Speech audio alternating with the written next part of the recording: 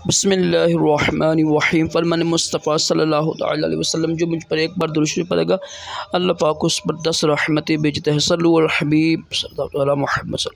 नमाज पढ़ना अज़ीम सुन्नत मालिक रशद अतारी न्यू रूहानी इलाज लेकर पेश खदमत है। ख़वातीन के जो अमराद होते हैं ना, अयाम का दर्द होता है, जो माहवारी का दर्द होता है, जैसे ही माहवारी आती है तो दर्द शुरू हो जाता है।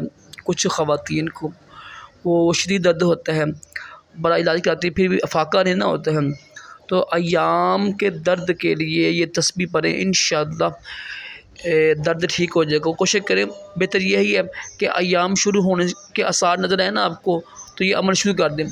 सिर्फ 3 दिन कीजिएगा, 3 दिन में इंशाअल्लाह आपका मसला हल हो जाएगा। करना क्या, अव्वल आखिर दुरूद पढ़ के ना रोज़ाना कोशिश करें, नमाज की सख्ती से पाबंदी करें।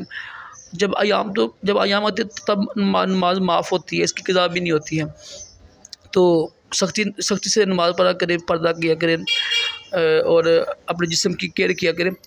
तो अव्वल आखिर दुरूद पढ़ कर 313 बार या काबिदु पढ़ें और दम करें पानी पर रोज़ाना यही बोतल पिए, सारा दिन यही पानी पिए, ठीक है। सुबह दोपहर हर वक्त यही पानी पीना है। पूरे दिन पानी पी के दूसरे दिन फिर यही अमल के 3 दिन अमल कीजिएगा। इंशाअल्लाह 3 दिन में ही आपकी जो ये बीमारी है ना, अयाम का दर्द होता है, ठीक हो जाएगा।